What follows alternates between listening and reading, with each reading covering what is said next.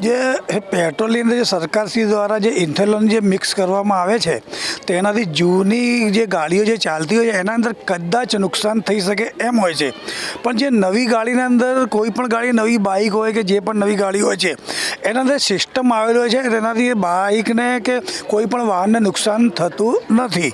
તો અમે સરકારશ્રીને કહેવા માંગીએ છીએ કે પેટ્રોલના અંદર તમે ઇથેનોલ મિક્સ કરો છો તેનો કશો બી વાંધો નથી, બહુ સારી બાબત છે, પણ આ દરેક જનતાને પેટ્રોલના ભાવમાં થોડી 5-6 રૂપિયાનો ફાયદો કરી આપે તો એમાં બહુ સારી બાબત છે. તને ફીલ થયું છે કે આની અંદર પેટ્રોલની અંદર ખરેખર 100% મિલાવટ અને એ બધું કરે છે કાયદેસરની. આના અંદર હું પોતે ડ્રાઈવર છું અને મને પોતાને આવું ફીલ થયું છે.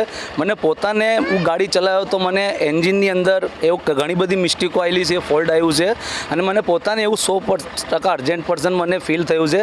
અમારી પાસે ખાસ સૂચના એ હતી પાર્ટીની, ઓડિયન્સની, બધાની કે પેટ્રોલની અંદર તકલીફ છે અને પેટ્રોલના હિસાબે ટાંકી વધારે સડે છે અને સડવાના લીધે કાંટીમાં મિક્સિંગ થઈને કાર્બેટર, એન્જિનના પાર્ટ્સ, બીજું બધું વસ્તુ ઉપર માર પડે છે. હવે એ પેટ્રોલની અંદર સુધારો થાય કાં તો ભાવમાં કંઈક આગું પાછું થાય તો એમાં પબ્લિકને રાહત બી થાય અને અમને બી રાહત થાય.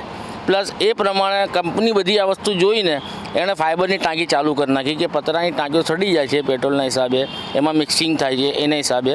હવે સરકાર માન્ય પેટ્રોલ છે તો એમાં સરકાર કોઈ રાહત આપે तो पब्लिक ने भी राहत थी जाए और हमारा जीवा गैरेज वालों ने भी राहत थी जाए. और सरकार थोड़ा पेट्रोल में राहत देवे तो थोड़ा अच्छा रहे कस्टमर को भी. और टांकी भी जो पेट्रोल की है वो सड़ जाती है और फाइबर की दी है अभी, लेकिन थोड़ा पेट्रोल में थोड़ा राहत देवे सरकार तो सबको फ़ायदा हो, कस्टमर को भी, ग्राहक को भी, सबको फ़ायदा हो.